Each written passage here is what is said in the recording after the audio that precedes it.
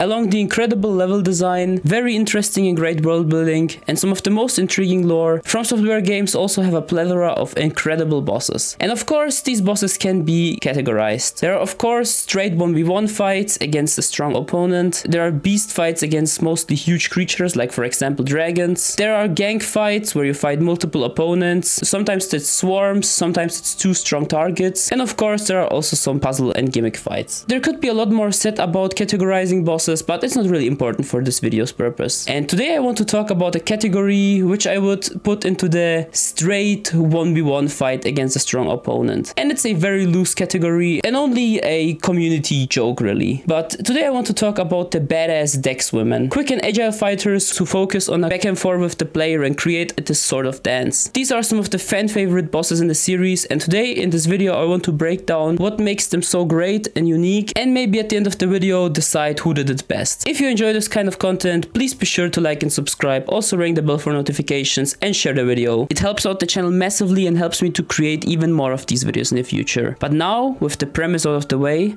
let's get into the video.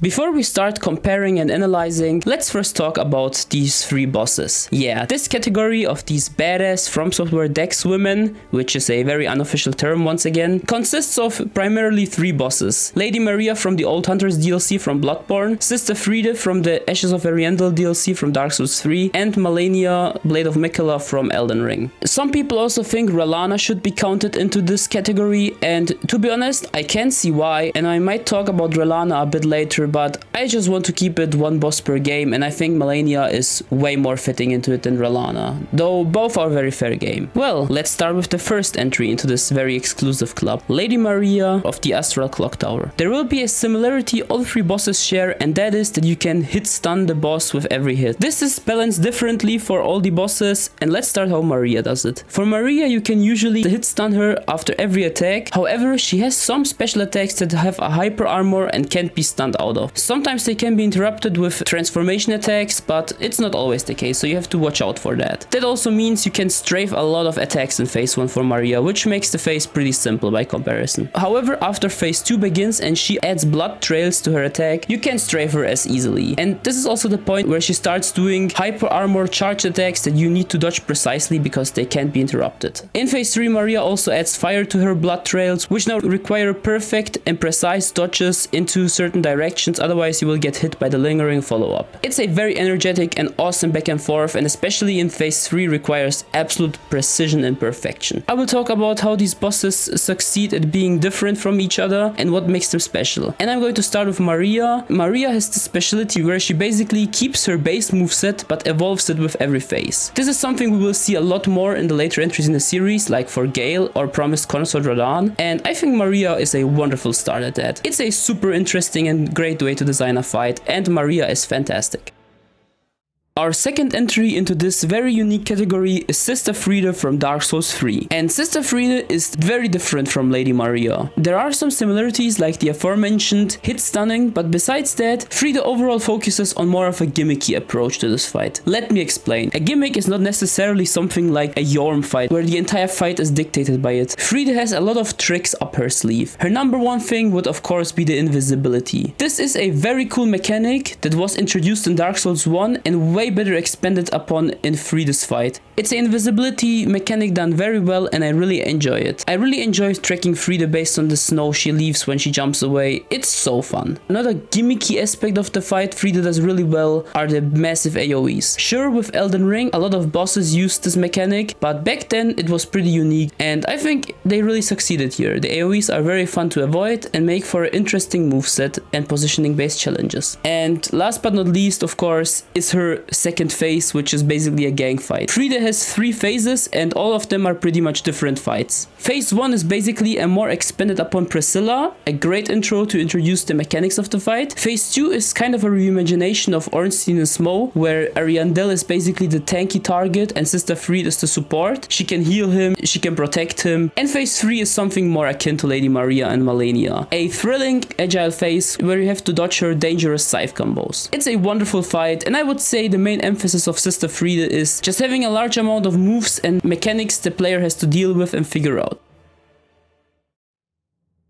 And last, but certainly not least, Malenia, the Blade of Miquella. This boss is basically like a super boss in Elden Ring. It's the super hardcore challenge at the end of the game, and it's very optional. And this is also the reason why I'm personally not that critical towards the very brutal mechanics. For example, if Waterfall Dance, a very unintuitive move, was part of a boss like, let's say, Godfrey, who was basically the penultimate boss, I would be way more critical of it, because it's required to beat the game and it would basically gatekeep it for players who don't want to engage with the hardest challenges. But Malenia is as optional as it gets, so I'm fine with her being hardcore. No one ever requires you to beat her. Same goes for the lifesteal mechanic. It's also something I used to dislike, but in retrospect I'm glad it exists, because it forced me to actually learn the fight and not just straight to victory. Now, the obligatory Malenia disclaimer aside, this boss is absolutely thrilling. One of the best flows in the series, if not the best, some of the cleanest extensions I've ever seen in a game. The fight just works wonderfully. Malenia has a great way to deal with her stunnable nature. The way she deals with it basically is sometimes she blocks your hits and sometimes she even jumps back and resets the fight aggression. It's very awesome, and she even punishes reckless behavior with her kick. It's super intense and it's just a great fight. I think Malenia's biggest emphasis is on expanding her moves by adding extensions. In phase 2 she has a lot of mix-ups where she either goes for another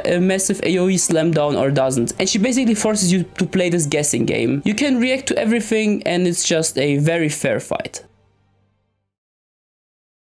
Now that we quickly went over all the 3 bosses, let's discuss what they do differently and maybe who's the best of them. First up, I just want to say, I think all 3 of them have their merits, and I think having every single one of them as your favorite is just as valid. First, let's talk about Frida, who personally ranks 3rd for me. I just excluded her from my top 20 bosses in the Soulsborne series, but she would be like 21. She's an absolutely amazing boss, and I feel bad for not including her, but the competition just got really tight. Frida has an amazing use of special gimmicks and abilities that take a while to figure out, and to this day she remains super challenging. Her 3rd phase is my favorite phase in Dark Souls 3 altogether. It's super thrilling, quick, dangerous, and just very fun to avoid. Phase 1 does a great job at introducing all these mechanics you will need throughout the entire fight, and phase 2 is a super solid gang fight. However, sadly I think the phase 2 can drag on quite a bit, especially on low damage runs. That's probably why Frida is my number 3 boss. Her lore is fantastic though, and I also really enjoy the presentation, and her music is also great. My second boss, who also nearly got into the top 10, is Lady Maria. This boss used to be so high on my list, and it's still comfortably in the top 20. She has absolutely spectacular presentation, her attacks look so cool, she has great lore, and one of the best soundtracks in the series still. Fantastic fight. I really enjoy the intensifying nature of this fight and the smooth transitions she has. It also has great storytelling. Good stuff, super intense, doesn't get boring. And of course, my number 1 boss, Malenia, Blade of Miquella. It's not only my favorite of the badass Dex women, she's also my 2nd favorite boss of all time, only slightly behind Mesmer. And what can I say? It's just super fun, actually forced me to lock in and change my mindset on how learning bosses works. Fantastic boss, even outside of the gameplay. But gameplay wise, also so good, great extensions, super good flow, so many fun attacks to avoid, one of the best bosses ever made. But yeah, this concludes the comparison. I also made a poll just for fun on my channel, and while I'm very happy to see Malenia as number 1, I'm also very happy that the others also got their fair share of votes. It really just shows how all these 3 bosses are amazing and have their own dedicated fan base. And as I said, every single one of them as your favorite is just as valid. But the question is, who is the best now? I think the most fun learning process was definitely with Sister Frida. She has so many cool surprises and attacks and definitely has a lasting impression. However, once you figure out stuff like you being able to backstab her and going for Ariandel, the fight becomes a lot simpler and a lot of complexity is taken away. Next we have Maria. Maria is maybe not as hard to figure out as Frida overall, but especially her 3rd phase is probably the single hardest phase in Bloodborne for me, which is probably a hot take, especially considering the Bloodborne Old Hunters boss roster. But it really is that way. The way you have to react in a split second and dodge into the correct direction to avoid the fire trails is super brutal, but also super fun. And of course my number 1 boss being Malenia. Yeah, learning her can be very frustrating. I know for sure it was boss for me. But I think once you learn that fight, this is probably the single most replayable Souls fight in the entire series. There's so much expression you can do, and watching some of the most dedicated players pulling off some crazy feats is just incredible eye candy. So if you want longevity, I would say Malenia is definitely the best boss in the regard. If you want a very thrilling and dangerous boss fight that can obliterate you within a split second, but also is not the harshest to learn, maybe Lady Maria. And if you enjoy figuring out boss weaknesses and the best way to counter a boss, maybe Sister Frieda is your favorite. But of course, there are a lot of other external reasons, and as I stressed a million times by now, every single one of these bosses your favorite is super valid.